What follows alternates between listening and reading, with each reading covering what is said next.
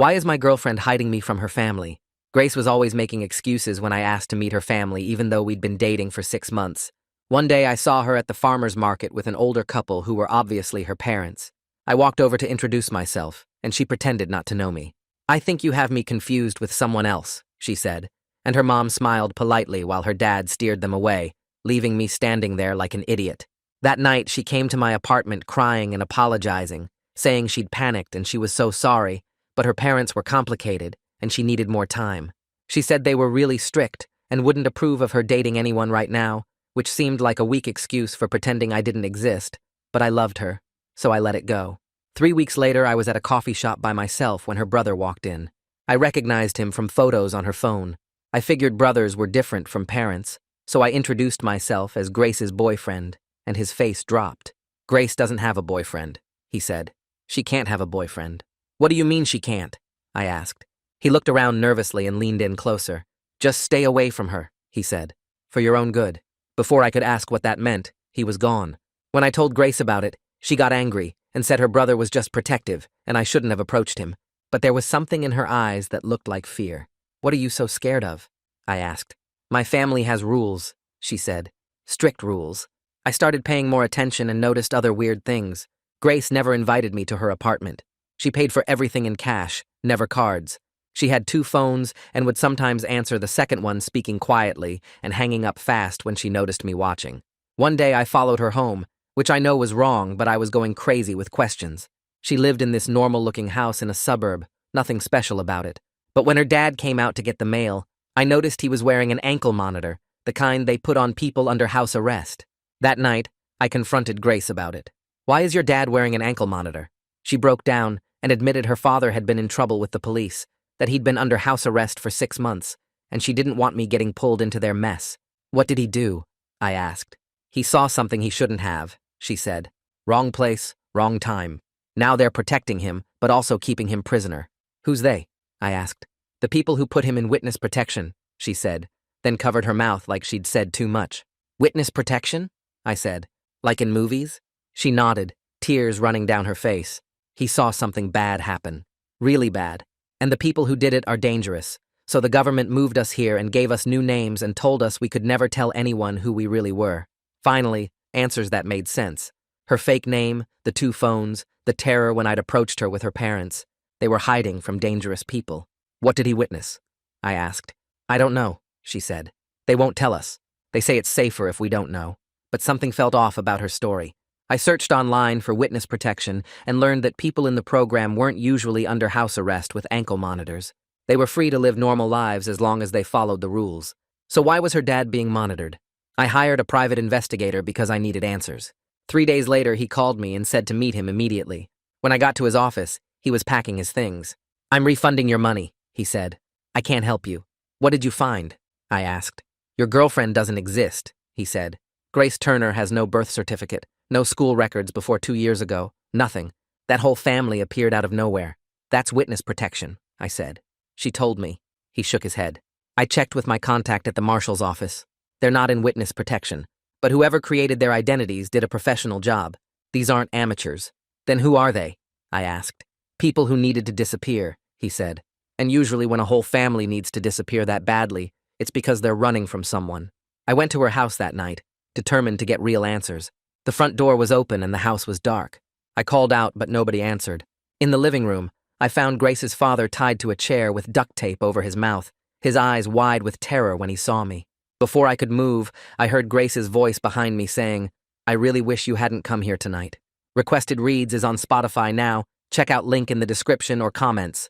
I spun around and saw Grace holding a kitchen knife, but her hand was shaking and tears were running down her face. Her father made desperate sounds through the tape, and I realized he wasn't warning me about intruders.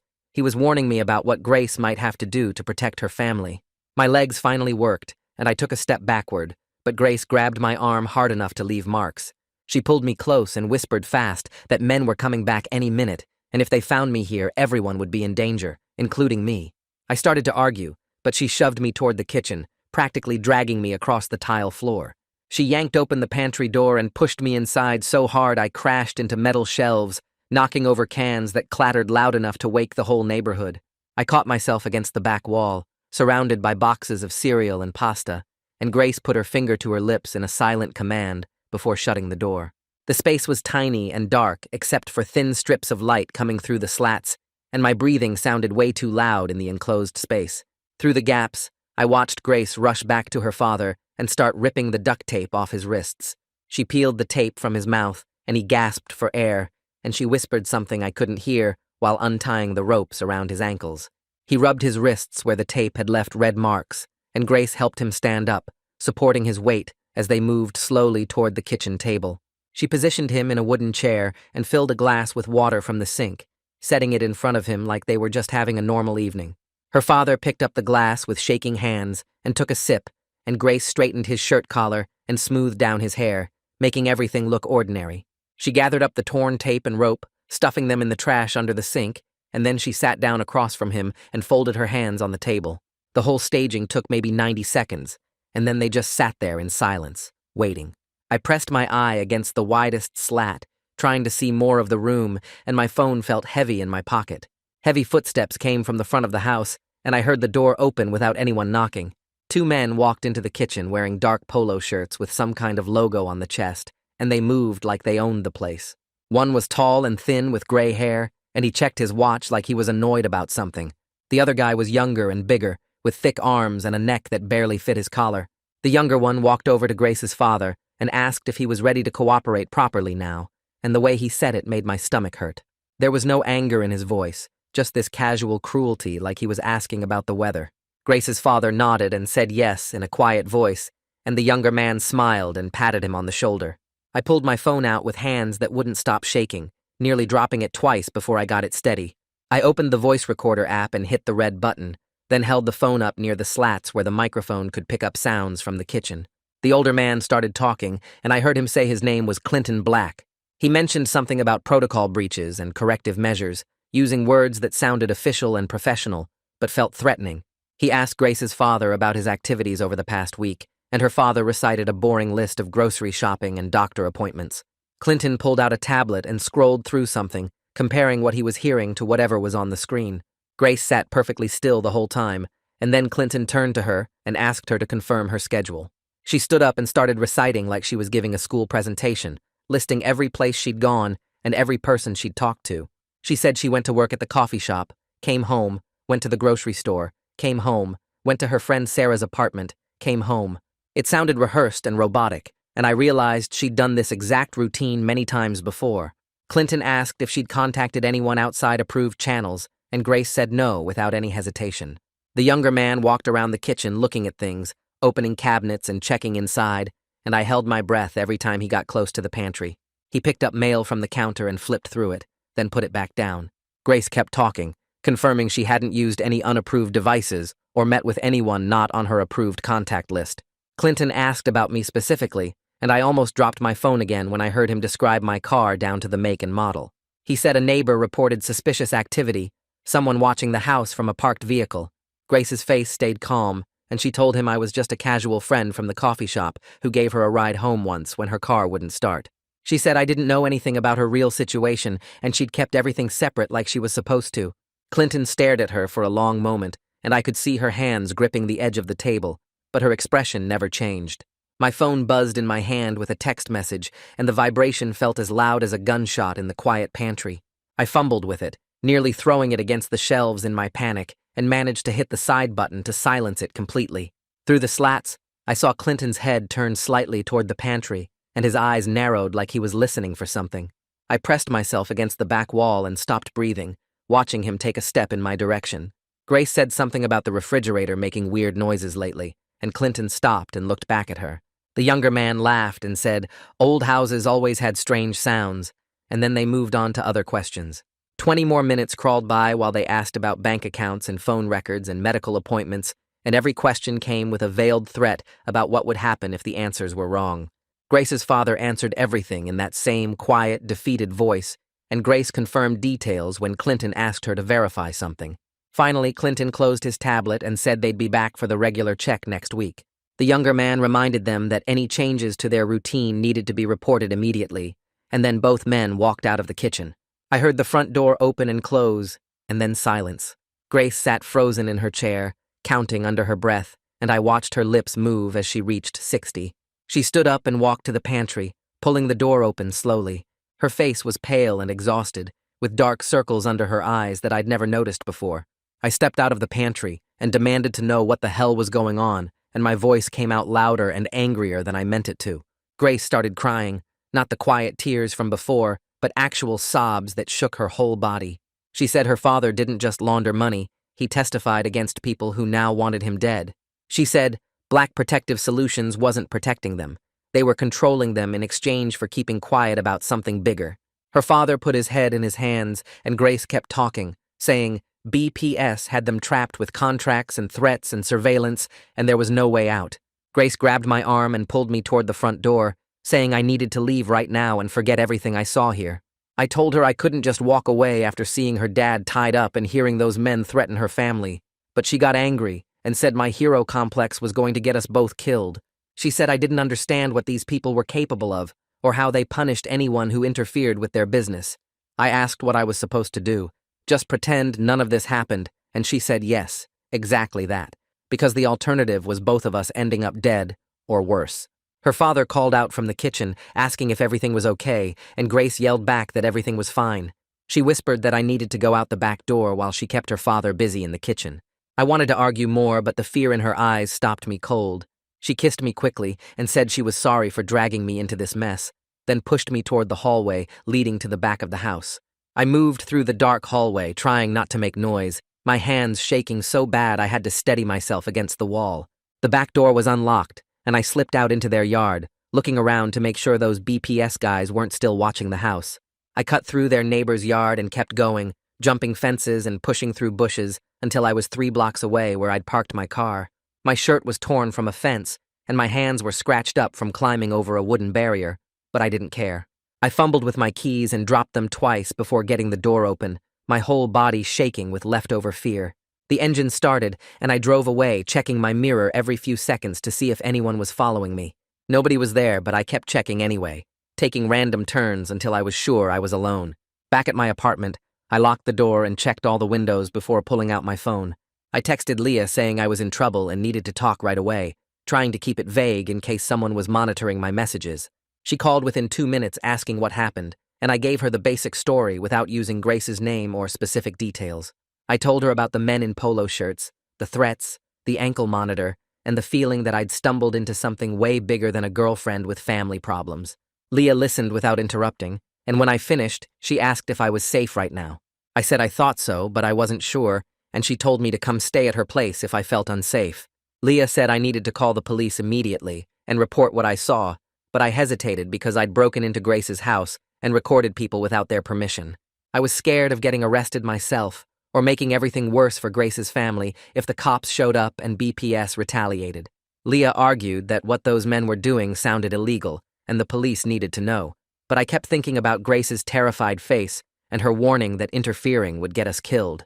I told Leah I'd think about it, and she made me promise not to do anything stupid like going back to that house. I promised, and we hung up, but I couldn't stop replaying everything in my head. I barely slept that night, jumping at every sound from the hallway and replaying Clinton Black's voice threatening Grace's family. Every car that drove past my building made me get up and check the window to see if it was that black SUV. I kept my phone next to me and checked the locks 3 more times before trying to sleep.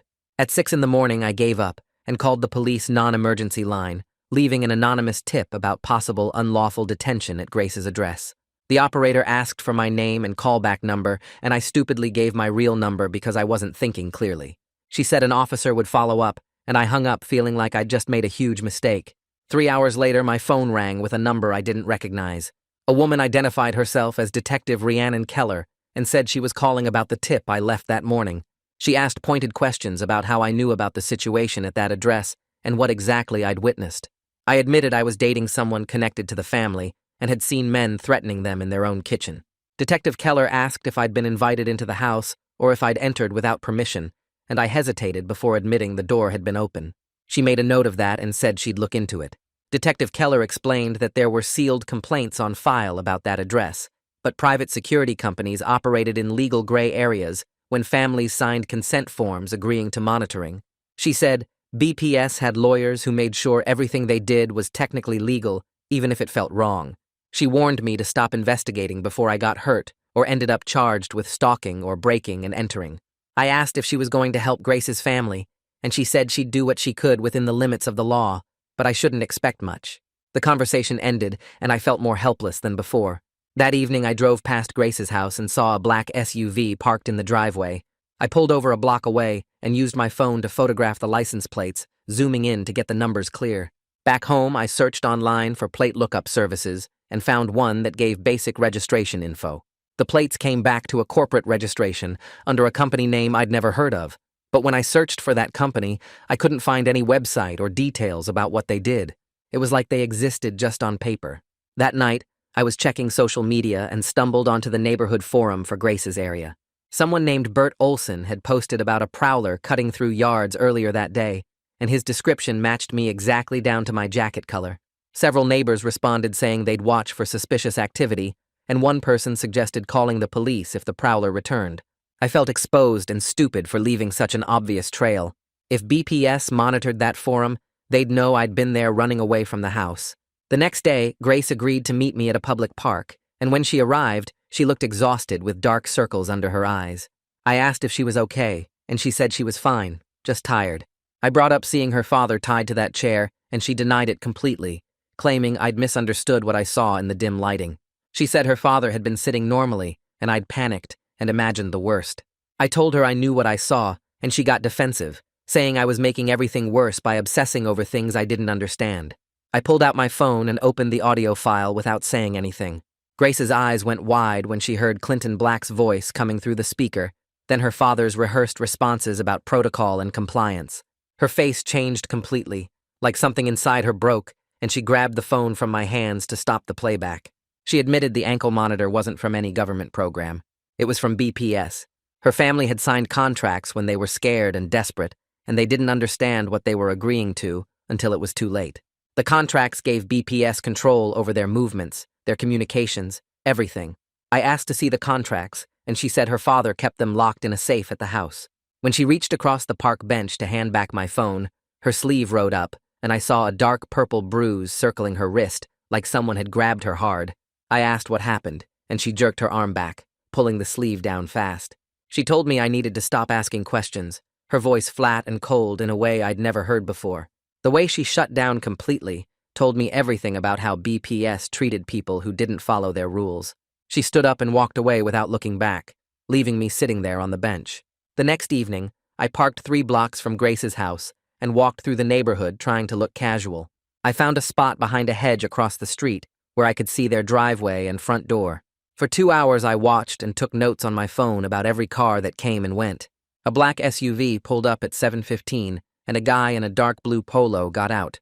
The polo had BPS embroidered on the chest in small letters. He went inside for 20 minutes, then came back out and drove away. At 8:30, a different car arrived, and 2 people went in carrying clipboards. I wrote down the license plates, the times, physical descriptions of everyone I saw. The guy in the polo came back at 9:45 and stayed inside for 10 minutes. The pattern seemed like they were checking in on the family multiple times per day, making sure everyone followed the rules. Back home, I found the BPS website and stared at their contact page for a while before calling. A woman answered cheerfully, and I said I was interested in learning about job opportunities with the company. She asked what type of position I was looking for, and I made up something about security work. The receptionist started describing their services, using phrases like family relocation assistance and protective monitoring solutions, and comprehensive safety management. The corporate language made my skin crawl because it sounded so professional and normal, like they were describing insurance plans instead of keeping people prisoner in their own homes. She offered to send me information about their hiring process, and I gave her a fake email address before hanging up. I called Leah and asked if she knew anyone who could help me research a license plate. She said her friend Aziz worked in data research and might be able to help. I texted her the plate number from the black SUV, and she said she'd reach out to him. An hour later, Leah called back and said Aziz was willing to look into it, but he wanted to know why. I explained that someone might be in danger, and I needed to understand who was involved. She said she'd pass that along, and Aziz would call me directly if he found anything. Aziz called the next afternoon while I was at work. He said the plate was registered to a shell company that was owned by Black Protective Solutions. He'd found news articles about BPS providing security services for witnesses and people in hiding programs, but there were also mentions of lawsuits. Former clients had filed complaints alleging illegal detention and contract violations. Most of the cases had been settled out of court with non-disclosure agreements. He asked if I was sure I wanted to get involved with this company, and I said I didn't have a choice. He told me to be careful and said he'd send me links to the articles he found. I drove to the address I'd found for Bert Olson, the neighbor who'd posted about seeing a prowler.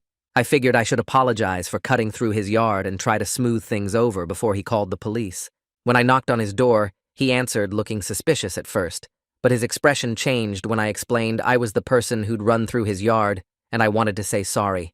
He seemed surprised I'd come to apologize and invited me to sit on his porch.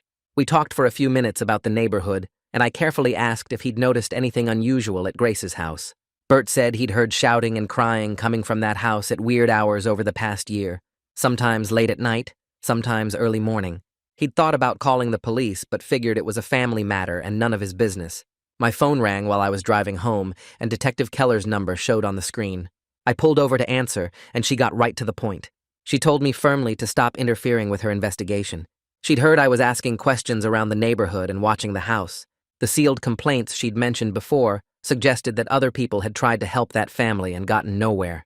I was just putting myself at risk for nothing. She said BPS had lawyers who made everything they did technically legal even when it felt wrong. I asked if she was actually investigating or just warning me off, and she said she was doing what she could within the limits of the law. Then she hung up. Grace sent me a text 2 days later, asking to meet at our usual coffee shop. When I walked in, she was already sitting at a corner table looking worse than I'd ever seen her. Dark circles under her eyes, hair pulled back messy, hands shaking around her coffee cup. I sat down and waited for her to talk. She finally admitted the whole truth. Her father had laundered money for a local real estate developer who was involved in some kind of fraud scheme. When the developer got investigated, her father agreed to cooperate with prosecutors. But before he could testify, BPS approached the family offering protection. They said the developer had connections to dangerous people who might retaliate. Her father signed the contracts thinking BPS would keep them safe.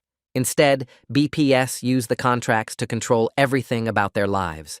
The developer paid BPS to keep her father quiet and make sure he never testified. It wasn't protection. It was imprisonment disguised as security services. I told Grace I couldn't keep seeing her if she wouldn't be honest with me. She started crying right there in the coffee shop, tears running down her face while other customers pretended not to notice. She said she wanted to be honest, but BPS monitored everything. They tracked her phone, controlled who she could contact, and punished the whole family whenever anyone broke the rules. That's how she got the bruise on her wrist. She'd tried to call a friend from her old life, and one of the BPS guys grabbed her when he found out. Her father's ankle monitor would shock him if he left the house without permission. Her brother wasn't allowed to have a job or go to the school. They were trapped, and she didn't know how to get out. She reached across the table and grabbed my hand, squeezing it hard enough to hurt. Her palm felt sweaty and cold against mine. She pulled out her phone and typed something, then showed me the screen instead of speaking out loud. The message said she had something important to give me, but we couldn't talk about it here. I nodded, and she deleted the message immediately, glancing around the coffee shop like someone might be watching us through the windows. She stood up suddenly and walked toward the bathroom, and I sat there confused until I felt something under my coffee cup. I lifted the cup and found a small piece of paper folded tight. When I opened it under the table, I saw an address written in her handwriting along with a time, 11 p.m. tonight, and the words, "Come alone, no phone," underlined twice. The whole thing felt crazy, like something from a spy movie, but the fear in her eyes when she came back from the bathroom told me this wasn't a game. She sat down, and we pretended to have a normal conversation about work and the weather, while my mind raced with questions about what she wanted to give me and why we needed this much secrecy. After 20 minutes, she said she had to go and left without looking back, walking fast toward her car in the parking lot. The address led me to an empty parking garage on the edge of downtown, the kind of place that probably filled up during business hours, but sat completely dead at night. I'd left my phone at home like she asked, which made me feel exposed and stupid, but I trusted her enough to follow the instructions.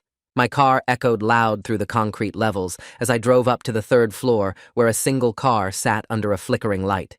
Grace stood next to her sedan, looking around nervously, and when she saw me, she waved me over fast. I parked and got out, and before I could say anything, she shoved a heavy duffel bag into my arms. The weight surprised me, and I almost dropped it. She told me the bag contained documents that proved what BPS was really doing to her family, and she needed me to keep them safe, because if BPS found out she'd copied them, things would get much worse. I started to unzip the bag, but she grabbed my hand and stopped me, saying, "Not here. Wait until I got home." Her hands were shaking and she kept looking toward the garage entrance like someone might drive up any second. I asked her what was in the documents and she said proof of everything: bank transfers, forged contracts, fake identity paperwork, all of it. She said these papers were insurance because they showed Clinton Black doing illegal things, and if her family tried to leave, or if something bad happened to them, these documents could be used against BPS. I set the bag down and asked her to explain exactly what she'd copied. She said she'd gone through her father's files when he was sleeping, the ones BPS made him keep locked in his desk, and she'd photographed everything with her phone before printing copies at the library. BPS didn't know these documents existed outside their control, which made them valuable as protection. If they tried to move her family or hurt them, she could threaten to release the papers. I asked why she was giving them to me instead of keeping them herself, and she said BPS searched her room regularly and monitored everything she did. They'd find the documents within days if she kept them, but they didn't know about me, at least not as someone important, so I could hide them somewhere safe. The way she explained it made sense, but also terrified me because it meant I was now part of whatever dangerous situation she was trapped in. I grabbed her shoulders and asked her to come with me right now, just leave her family behind and run. We could get in my car and drive to another state, find her a lawyer, get real help from people who knew how to handle situations like this. She pulled away from me and shook her head hard, saying she couldn't abandon her family, even though part of her wanted to escape more than anything. They were trapped because of her father's mistakes, but they were still her family, and she couldn't just leave them to deal with BPS alone. I told her that staying was going to destroy her, that I could see it happening already in the dark circles under her eyes and the way she jumped at every sound. She started crying and said she knew it was destroying her, but what kind of person abandoned their family when things got hard? We stood there in the cold garage with the duffel bag between us, and I realized I was losing her no matter what I did. If she stayed with her family, BPS would eventually break her completely. If she left with me, the guilt would eat her alive. There was no good choice, just different kinds of pain. Back at my apartment, I locked the door 3 times before opening the duffel bag on my kitchen table. Inside, I found stacks of papers organized with binder clips, and I started going through them one by one. The first stack showed bank transfer records with account numbers and amounts, money moving between companies I'd never heard of, and accounts labeled with initials instead of names. Some transfers were for thousands of dollars, others for 50 or 60,000, all happening over the past 2 years. The next stack contained fake identity documents, birth certificates, and social security cards with Grace's family names, but different birth dates and places of origin. Someone had created an entire fake history for them, complete with school records and employment histories that never existed. I found contracts with signatures that looked wrong, like someone had traced them or forged them, agreeing to terms that gave BPS complete control over the family's movements and communications. The language was dense and legal, but I could understand enough to see that her father had basically signed away their freedom in exchange for protection that never came. At the bottom of the bag, I found a notarized statement from Grace's father describing specific threats made by BPS operatives, times they'd grabbed him or hurt him, when he tried to resist their rules and names of people who'd helped BPS keep the family isolated. Reading his words made my hands shake because it was all there in black and white, proof that this wasn't protection, it was imprisonment. One document near the bottom caught my attention because it mentioned a local real estate developer named in a federal investigation for fraud and bribery. I'd seen news stories about this guy, how he'd been building cheap apartments and bribing inspectors to overlook safety violations. The document showed Clinton Black listed as a consultant who'd helped relocate witnesses before they could testify against the developer. There were dates and locations, specific instances where people who were supposed to testify suddenly disappeared or refused to cooperate with prosecutors. My hands started shaking as I realized how deep this went, that BPS wasn't just controlling Grace's family, they were part of a bigger operation that helped criminals avoid justice by intimidating or hiding witnesses. Clinton Black was running a sophisticated witness tampering scheme disguised as a protection service, and Grace's father had gotten caught up in it when he agreed to testify against the developer. BPS had approached them offering safety, then used that access to make sure he never made it to court. The next morning, I made copies of everything at a print shop across town, paying cash and using the self-service machines so nobody would remember me. I put the originals in a folder and drove straight to the police station where Detective Keller worked. The officer at the front desk called her down, and she looked surprised to see me standing there with a thick folder in my hands. We went to a small interview room, and I spread the documents across the table, explaining how Grace had given them to me and what they showed about BPS operations. Keller picked up each document carefully, reading through bank records and contracts with a serious expression. After 20 minutes, she looked up at me and said that if these documents were stolen, I could be charged with receiving stolen property, and anything we found in them might not be usable in court because of how they were obtained. I told her I understood the risk, but people were being held against their will, and someone needed to do something. She said she appreciated that, but the law didn't care about good intentions, and I needed to be smart about this if I wanted to actually help Grace's family, instead of just getting myself arrested. Keller spent another 30 minutes going through the documents, taking notes, and asking me questions about where each one came from and what Grace had told me about them. She said some of this looked legitimate, especially the bank transfers and the notarized statement, but other parts would be hard to verify without cooperation from Grace's father himself. She asked if I thought he would be willing to testify about what BPS had done to his family, and I said I honestly didn't know, that he seemed too scared to do anything that might make things worse. She nodded like she'd expected that answer and said fear was exactly how operations like BPS maintained control. She strongly suggested I make a sworn statement about how I obtained these documents and what I knew about the situation with Grace's family. She explained it was the only way to protect myself legally while she investigated the contents, because right now I was just a guy in possession of potentially stolen documents with a story about a girlfriend and her family. If something happened to me, or if BPS came after me legally, a sworn statement would establish that I'd come forward trying to help, not trying to commit crimes. I left the police station feeling worse instead of better, like I'd just painted a target on my back by bringing those documents to Keller. I drove across town to a storage facility I'd looked up online and rented a locker using cash, giving a fake name that the bored teenager at the desk didn't bother to verify. The locker was small and smelled like dust, with a concrete floor and metal walls that echoed when I moved. I put the duplicate copies of all the documents in a locked metal box I'd bought at a hardware store, then hid the box behind some old cardboard boxes I found in the corner. It felt paranoid and excessive, but I couldn't shake the feeling that Clinton Black was dangerous enough to come after anyone who threatened his operation.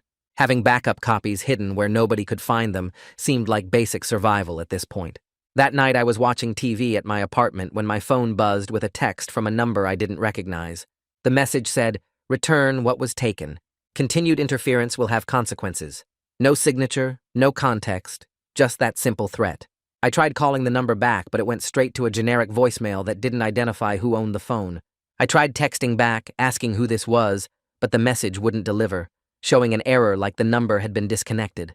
My stomach dropped as I realized this was BPS, that they somehow knew I had the documents even though Grace said they didn't know she'd copied them. Either they'd figured it out or someone had told them, but either way they were watching me now, and they wanted their documents back. I sat there staring at my phone, reading the message over and over, trying to decide what to do next. I fell asleep on my couch around midnight, but woke up at 3 a.m. with this weird feeling that something was wrong. The apartment was dark and quiet, but my heart was already racing before I even knew why. I got up and walked toward my bedroom, and that's when I saw it. The front door was open just a crack, maybe 2 inches, and I knew I'd locked it before going to sleep, because I'd checked it twice after getting that threatening text. My stomach dropped, and I stood there frozen, trying to decide if someone was still inside or if they'd already left. I crept to my bedroom door and flipped on the light, and everything looked normal at first. Then I saw the photo on my pillow. It was a picture of me sleeping in my bed, taken from the angle of my bedroom doorway, and the timestamp in the corner said it was from tonight, maybe an hour ago. Someone had been standing right there watching me sleep and taking pictures. I ran to the bathroom and threw up, my whole body shaking so hard I could barely stand. They'd been inside my apartment while I was here. They could have done anything to me. I didn't even think about calling the police right then. I just grabbed my laptop, my phone charger, the documents from under my mattress, and some clothes, shoving everything into a backpack with shaking hands. I was out the door in less than 5 minutes, not even bothering to lock it behind me, because what was the point now? I got in my car and started driving, and once I was a few blocks away, I called Leah. She answered on the third ring, sounding groggy and confused, and I tried to explain what happened, but my voice kept breaking. She told me to come to her place right now and stay on the phone with her while I drove. The whole drive over, I kept checking my rearview mirror, expecting to see someone following me, but the streets were empty at that hour. Leah was waiting at her apartment door when I got there, and she pulled me inside and locked the deadbolt behind us. She was mad and scared at the same time, asking why I hadn't called the police immediately, and I said I just needed to get out of there first. We sat on her couch, and she made me tea while I showed her the photo on my phone, and her face went pale. She said this was way beyond threatening texts, that someone had committed a serious crime by breaking into my apartment, and I needed to report it right now before any more time passed. Leah made me promise I would file a police report first thing in the morning, and I agreed, because I knew she was right, even though part of me was scared of making things worse.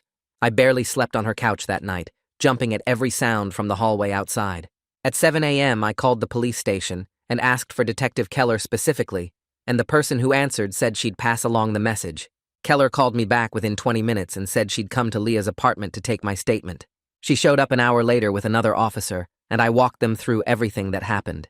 Keller photographed the picture on my phone and asked detailed questions about when I'd last checked my locks and whether I'd noticed anyone following me recently. She admitted this escalation worried her a lot, that breaking into someone's home crossed a major line, and she wanted to send a forensics team to my apartment to check for prints or other evidence. The other officer took notes, while Keller explained that this kind of intimidation tactic was serious, and whoever did it was trying to send a message that they could get to me anywhere. She asked if I had somewhere safe to stay for a few days, and I said I was staying with Leah, and she said that was smart, to not go back to my apartment alone. After they left, Keller called me again and said she wanted to talk more about BPS and the patterns she'd seen in previous cases. She explained that companies like Black Protective Solutions operated in these weird legal gray areas where they used consent forms and contracts to basically hold people against their will. The families would sign agreements thinking they were getting protection, but the fine print gave BPS way more control than anyone realized. She said the system had loopholes that let companies like this operate without much oversight, because technically the families had consented to the monitoring and restrictions. Previous complaints against BPS had gone nowhere because the families were too scared to testify, and the contracts made everything look legal on paper. She said my case was different because I was an outside witness who could describe what I'd seen without being bound by those contracts, but she warned me that made me dangerous to them, and they'd probably try harder to silence me. I asked what I should do, and she said to keep documenting everything, stay somewhere safe, and let her handle the investigation. But I could tell from her voice she wasn't confident the investigation would lead anywhere fast enough to help Grace's family. Over the next few days, I started following the black SUV whenever I spotted it around town. I know it was obsessive and probably stupid, but I couldn't stop myself from gathering more evidence. I'd see it parked outside Grace's house or driving through her neighborhood, and I'd follow it from a distance, taking notes on where it went and who got in and out. The SUV would sometimes park outside a strip mall office building that had a small sign for Black Protective Solutions on the second floor. I photographed the building, the license plates of other vehicles in the lot, and the people who came and went. Most of them wore the same dark polo shirts with BPS logos, and they all had this professional security guard look about them. I felt like I was losing my mind doing surveillance like some amateur detective, but it gave me something to focus on, besides the fear of someone breaking into wherever I was staying next. Leah kept telling me I was taking too many risks, but I couldn't explain to her why I needed to do this, why I needed to understand exactly what BPS was and how they operated. One afternoon, I was sitting in my car in the parking lot outside the BPS office building, watching through my phone camera and trying to look casual. I saw Clinton Black walk out of the building and head toward his car, and without thinking, I got out and started walking in his direction with my phone ready to record. He noticed me immediately and changed course, walking straight toward me with this calm smile that made my skin crawl. He said something about how I seemed very interested in his company's operations, and I started to say I was just exercising my right to be in a public place. That's when he moved fast and knocked my phone right out of my hand. It clattered across the pavement, and I heard the screen crack. He leaned in close and said very quietly that I was making things difficult for everyone involved, and maybe I should consider whether my curiosity was worth the consequences.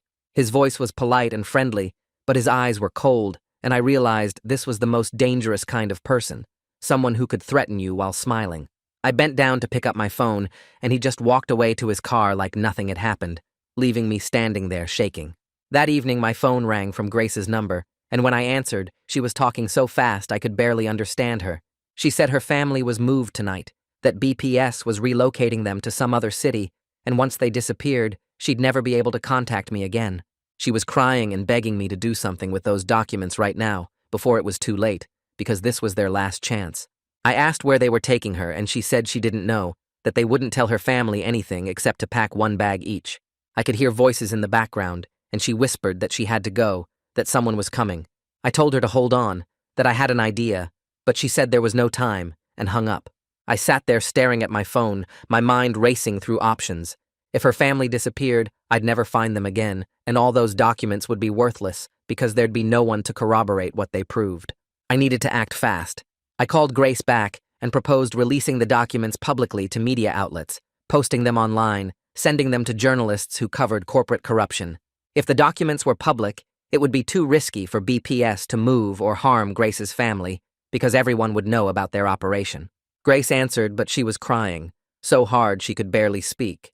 She said she was scared of what would happen if we went public, that BPS would retaliate and her family would pay the price. I told her it was the only way to protect them now, that once the information was out there, BPS couldn't make them disappear without drawing attention to themselves. She was quiet for a long time, and I could hear her breathing, trying to calm down enough to think.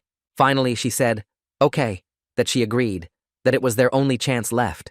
She said we needed to meet somewhere public tomorrow to coordinate, somewhere with lots of witnesses and cameras so BPS couldn't try anything. We agreed on a busy coffee shop downtown for 2 p.m. the next day. The next afternoon, I got to the coffee shop 15 minutes early and picked a table in the center where I could see the whole room.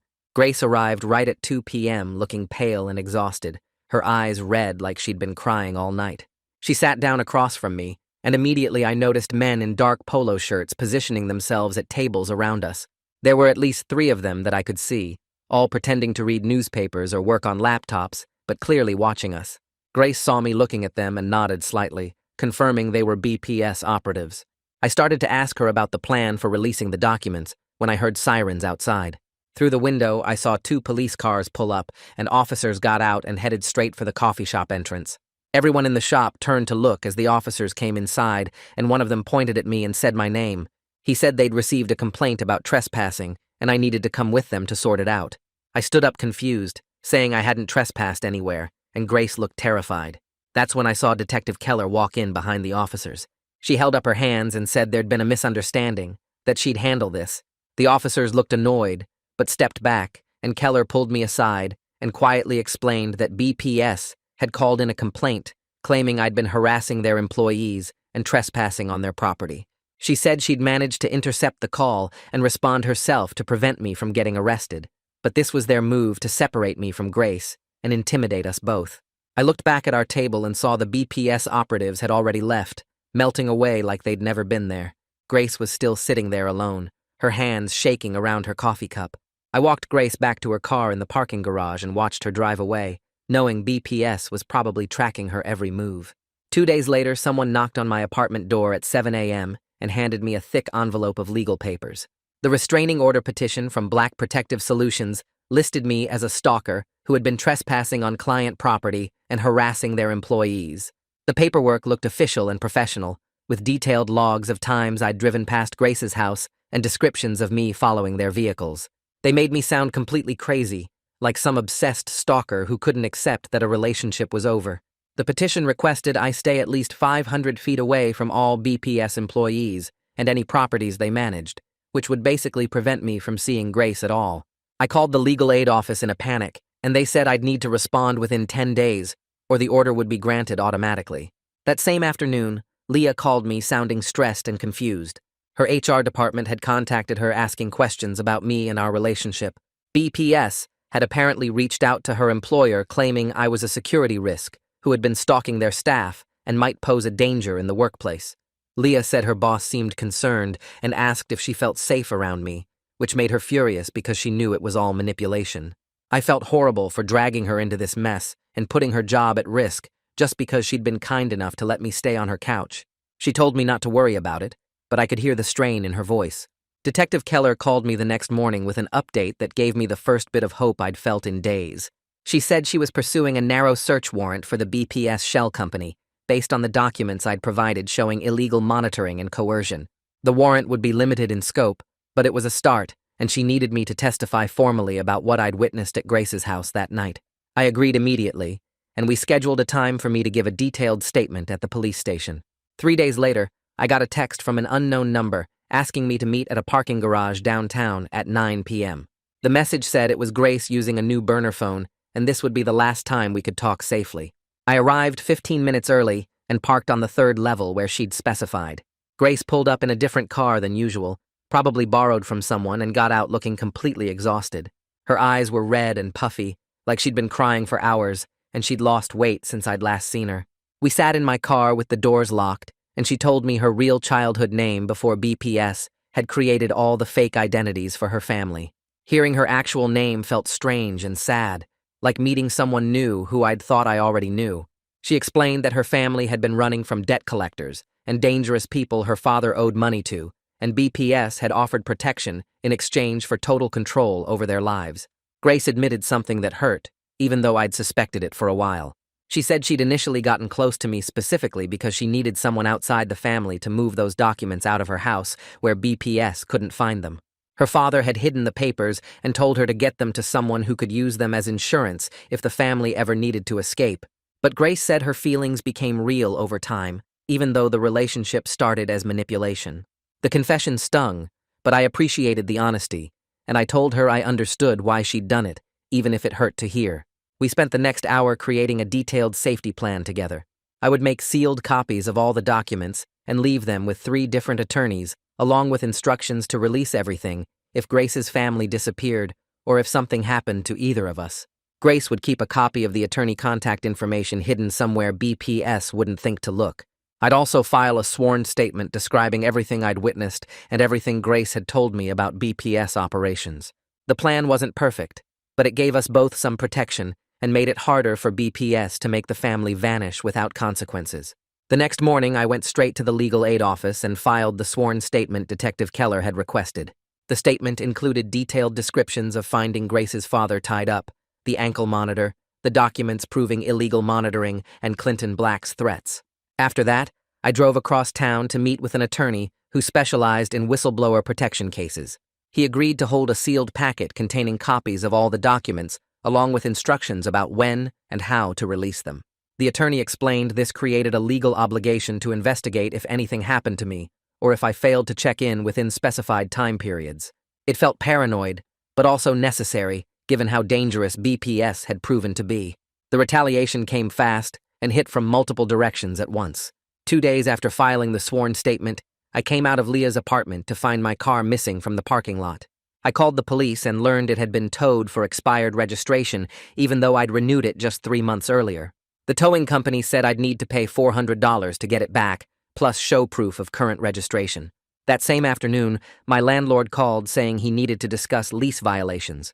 When I met him at my apartment, he handed me a notice citing noise complaints, unauthorized guests, and damage to the property. None of it was true, but he had written complaints from neighbors I'd never even met. He gave me 30 days to vacate or face formal eviction proceedings. I packed what I could fit in 2 suitcases and headed back to Leah's couch, feeling defeated and displaced. She tried to stay positive and said I could stay as long as I needed, but I could see the worry in her eyes about what might happen next. Detective Keller called me a week later with news about the search warrant she'd executed on a BPS storage unit. Her team had found illegal monitoring equipment, including audio recording devices and GPS trackers that violated wiretapping laws. They'd also discovered files on dozens of families that BPS was monitoring under similar arrangements to Grace's situation. It wasn't enough evidence to shut down the whole company, but it was a start, and Clinton Black would face charges for the surveillance equipment. Keller said she was building a larger case, but it would take time, and I needed to stay patient. My phone buzzed with a text message late one night while I was lying awake on Leah's couch. The message came from Grace's burner number and included a photo attachment.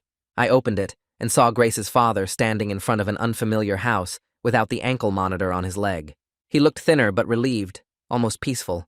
The message just said, "We're okay for now," but didn't give any location details or hint about where they'd gone. I stared at the photo for a long time, knowing this was goodbye, and I'd probably never see Grace again or know how her story ended.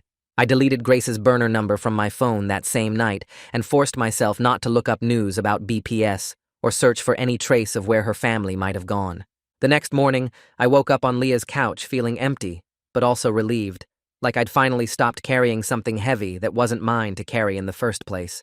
Leah made coffee, and we sat at her kitchen table not saying much, and she squeezed my hand once before heading to work. I spent the day organizing the documents I still had and making lists of what needed to happen next, keeping my hands busy so my brain wouldn't spiral into what-ifs about Grace. The restraining order hearing came up faster than I expected, just 5 days after that final text from Grace.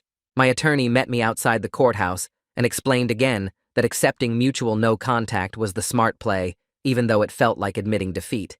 Inside the courtroom, Clinton Black sat with 2 lawyers in expensive suits, and he looked calm and professional, like this was just another Tuesday for him. The judge reviewed the petition and my attorney's response, asked a few questions about the allegations on both sides, and suggested we resolve this through mutual agreement rather than a contested hearing. I agreed to stay away from all BPS employees and properties, and they agreed to the same regarding me, and just like that, it was over in less than 20 minutes. Walking out of the courthouse, I felt sick knowing Clinton Black got away with everything he'd done, but my attorney reminded me that staying out of jail and alive was more important than winning. That afternoon, I called my company's employee assistance program and set up an appointment with a therapist for the following week. The intake coordinator asked basic questions about what I needed help with, and I said I'd been through a stressful situation and needed to process some things, keeping it vague. My first therapy session happened in a small office with comfortable chairs and a box of tissues on the table, and the therapist asked me to explain what brought me in. I told her the whole story from start to finish, and she listened without interrupting, taking notes occasionally. When I finished, she said something that hit me hard, that my need to save Grace had turned into obsession that put everyone in danger, including myself. I wanted to argue, but I knew she was right, that somewhere along the way, I'd stopped respecting Grace's choices and started thinking I knew better than she did about her own life. We scheduled weekly sessions, and she gave me homework about recognizing when I was trying to control situations versus actually helping people. Detective Keller called me 2 days later with an update that made me feel slightly less terrible about how everything turned out. She explained that Clinton Black was charged with illegal possession of surveillance equipment and violating wiretapping laws based on what they found in the BPS storage unit. The charges were minor compared to what he actually did, and the federal prosecutors had declined to take the larger case about illegal detention and coercion. She sounded frustrated when she said this, like she'd fought hard to get more done but hit a wall. I thanked her for trying and for believing me when I first came to her with my concerns. She said most people in my situation would have looked the other way, and she respected that I'd come forward even knowing it would cause problems for me. The conversation ended with her reminding me to stay vigilant and call immediately if BPS contacted me again. I started apartment hunting the next day because I couldn't stay on Leah's couch forever, and my old place didn't feel safe anymore. I found a 1-bedroom across town in a building with security cameras and a locked entry system, and I signed the lease even though the rent was higher than I could really afford. Leah helped me move my stuff from storage, and we spent a whole Saturday setting up my new place. She joked that I'd become paranoid when she saw me installing extra locks on the door and setting up a camera system I'd bought online. I laughed and admitted she was probably right, but she understood why I needed to feel secure in my own space. The apartment slowly started feeling like home as I established routines and made it my own. Weeks passed, and I fell into new patterns, varying my route to work and always checking my surroundings when I came and went. I brought the remaining copies of the documents to my attorney and asked him to hold them securely, and he put them in his office safe with instructions about what to do if I ever failed to check in. I stopped checking the news obsessively for updates about BPS or trying to find information about Grace's family. My therapist said this was progress, that I was learning to let go of things I couldn't control. One night, I decided to write out everything that had happened, typing it all into an anonymous post on a website where people share crazy stories. I changed names and some details, but kept the core of what happened intact, and hitting submit felt like releasing something I'd been holding on to too tightly. Reading it back as just another story on the internet made the whole experience feel less overwhelming somehow. Several people commented saying it sounded fake or like a movie plot, and I didn't bother responding because the point wasn't to convince anyone. A postcard showed up in my mailbox about 3 weeks after I moved into the new apartment. It had no return address and a postmark from a city I'd never been to, and when I flipped it over, I recognized Grace's handwriting immediately. The message was just 2 words in blue ink that said, "I'm sorry," and nothing else. No explanation or clue about where she was or how she was doing. I stood in my kitchen staring at those words for probably 10 minutes, feeling a mix of emotions I couldn't quite name. Part of me wanted to hire another investigator or try to trace where the postcard came from, but I knew that would be falling back into old patterns. I filed the postcard in a drawer with other important papers and made the choice not to respond or investigate further. In therapy, I talked about the postcard and what it brought up for me, and my therapist helped me work through the difference between helping someone and trying to control their situation. She pointed out that Grace had made her choice to stay with her family, and my job wasn't to rescue her from that choice, even if I disagreed with it. We practiced recognizing when I was slipping into that savior mindset with other people in my life, and I started noticing the pattern everywhere. It was uncomfortable realizing how often I tried to fix things that weren't mine to fix, but awareness was the first step toward changing. Detective Keller called one final time on a Thursday afternoon while I was at work. She told me the case was officially closed from her end, with Clinton Black accepting a plea deal for the surveillance equipment charges. He'd paid a fine and received probation, but no jail time, and BPS was still operating under a new name with slightly different business practices. She thanked me for coming forward and being willing to testify even though we never got to that point. I could hear in her voice that she wished the outcome had been different, that she'd wanted to take down the whole operation and help all the families BPS was controlling. I thanked her for everything she'd done and for taking me seriously when other people might have dismissed my concerns. After we hung up, I sat at my desk feeling a strange sense of closure, not the satisfying kind where justice is served, but the realistic kind where you accept that the system has limits and sometimes bad people get away with things. That weekend, Leah invited me over for dinner at her apartment, and I showed up with a bottle of wine and some flowers as a thank you for everything she'd done. She made pasta from scratch, and we sat at her small kitchen table eating and talking about the whole mess with Grace and BPS and how close I'd come to getting seriously hurt. Leah told me she was proud I'd survived it all and actually learned something from the experience instead of just moving on to the next crisis. She said she could see I was different now, more focused on my own healing instead of trying to chase after people who didn't want to be saved. I admitted that therapy was helping me recognize patterns I'd been repeating for years, always trying to fix broken situations and rescue people who hadn't asked for my help. We talked for hours that night, and it felt good to process everything with someone who'd been there through the worst of it. Leah made me promise to keep going to therapy and to actually work on myself instead of just dating someone new and falling into the same patterns. I promised I would, and I meant it this time. Life is quieter now in ways that feel both strange and good. I moved into a better apartment with actual security, and I vary my routines without being paranoid about it. I deleted all the Grace files from my computer and gave the remaining copies to my lawyer with instructions to destroy them if nothing happens in the next year.